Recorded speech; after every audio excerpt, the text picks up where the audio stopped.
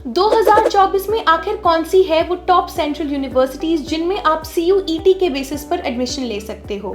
इन top central universities में admission लेने के लिए क्या रहेगा CUET का एग्जाम पैटर्न और 12th की एलिजिबिलिटी क्राइटेरिया, और आखिर कौन सी है वो स्पेशलाइजेशंस जो आपको ये सेंट्रल यूनिवर्सिटीज ऑफर करेंगी। तो अगर 12th के बाद आप भी CUET UG 2024 के बेसिस पर BBA एडमिशन टारगेट कर रहे हो तो आज की वीडियो आपके लिए बहुत ही इंफॉर्मेटिव रहेगी, क्योंकि आज हम बात करने वाले हैं top central BBA universities under CUET 2024।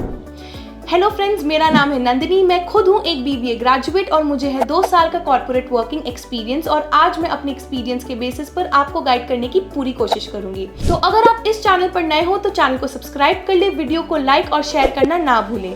तो आइए बिना किसी देरी के स्टार्ट करते हैं आज की ये इंपॉर्टेंट वीडियो।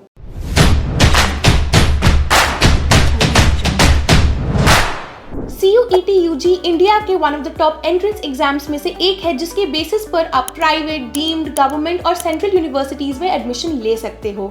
CUET UG के रजिस्ट्रेशंस करंटली ऑन गोइंग है, तो आइए जानते हैं कौन सी है वो टॉप सेंट्रल BBA कॉलेजेस जिनमें आप CUET के बेसिस पर एडमिशन ले सकते हो। तो लिस्ट में सबसे पहला नाम है बाबा साहेब भीमराव अंबेडकर यूनिवर्सिटी। ये यूनिवर्सिटी लखनऊ में सिचुएटेड है, और इस यूनिवर्सिटी की मैं एलिजिबिलिटी की बात करूँ तो आपको किसी भी रिकॉग्नाइज बोर्ड से क्लास 12 में 50% मार्क्स स्कोर करना पड़ेगा। SC/ST कैटेगरी के स्टूडेंट्स को 45% मार्क्स स्कोर करना पड़ेगा। स्पेशलाइजेशंस की बात करूं तो आपको ये यूनिवर्सिटी BBA जनरल ऑफर करती है, और CUET एग्जाम पैटर्न में आपको सेक्शन 1A में किसी भी लिस्टेड लैंग्वेज को चूज करना है और सेक्शन 3 जनरल टेस्ट को ऑप्ट करना है। तो आइए बात करते हैं सेकेंड यूनिवर्सिटी की, जो कि सेंट्रल यूनिवर्सिटी ऑफ कर्नाटका। अगर मैं इस यूनिवर्सिटी में एलिजिबिलिटी क्राइटेरिया की बात करूं तो आपको PU या 10+2 फ्रॉम किसी भी रिकॉग्नाइज्ड बोर्ड से मिनिमम 50% मार्क्स स्कोर करना पड़ेगा।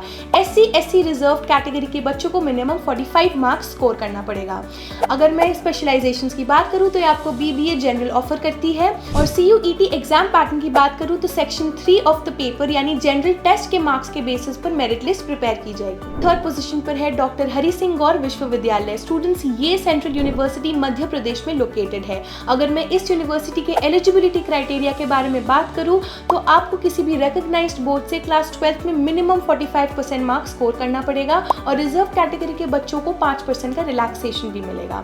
अगर मैं स्पेशलाइजेशन की बात करूं तो ये यूनिवर्सिटी आपको BBA जनरल की स्पेशलाइजेशन ऑफर करती है, और CUET के पेपर में सेक्शन 1A में हिंदी या इंग्लिश में से किसी भी एक लैंग्वेज, सेक्शन 2 में बिजनेस स्टडीज आपका डोमेन लैंग्वेज रहेगा, और सेक्शन 3 में आपको जनरल टेस्ट ऑप्ट करना पड़ेगा। नंबर 4 पोजीशन पर है यूनिवर्सिटी ऑफ इलाहाबाद। तो स्टूडेंट्स, ये यूनिवर्सिटी एक पब्लिक सेंट्रल यूनिवर्सिटी है। ये यूनिवर्सिटी आपको BBA प्लस MBA का 5 साल का इंटीग्रेटेड कोर्स ऑफर करती है। इस यूनिवर्सिटी में आप एलिजिबल हो अगर आपने किसी भी रिकॉग्नाइज्ड बोर्ड से आर्ट्स, कॉमर्स या साइंस के स्ट्रीम में 12th पास किया हो। अगर मैं CUET एग्जाम पैटर्न की बात करूं तो आपको सेक्शन 1A में इंग्लिश या हिंदी में से कोई भी एक लैंग्वेज चूज करना पड़ेगा, सेक्शन 2 में आपका डोमेन लैंग्वेज रहेगा, और सेक्शन 3 में आपको जनरल टेस्ट में अपीयर करना पड़ेगा। लास्ट बट नॉट लीस्ट है दिल्ली यूनिवर्सिटी। अगर मैं इस यूनिवर्सिटी की एलिजिबिलिटी क्राइटेरिया और CUET पेपर पैटर्न के बारे में बात करूं तो लिस्ट A से कोई भी एक लैंग्वेज, अप्लाइड मैथमेटिक्स या मैथमेटिक्स, और सेक्शन 3 ऑफ CUET यानी कि जनरल टेस्ट वाला जो सेक्शन है, इन सारे स्कोर्स को कंबाइन करके मेरिट लिस्ट प्रिपेयर की जाएगी। ये यूनिवर्सिटी आपको BBA और BBA FIA यानी BBA in financial investment analysis की स्पेशलाइजेशंस को ऑफर करती है। आई होप आपको आज की वीडियो बहुत ही इंफॉर्मेटिव लगी होगी। वीडियो को लाइक और शेयर करना मत भूलिएगा। BBA फंडास बाय सनस्टोन के चैनल को जरूर से सब्सक्राइब कर लीजिएगा, और BBA से रिलेटेड आपको कोई भी डाउट हो प्लीज बताइए हमें कमेंट सेक्शन में। Till then, stay tuned.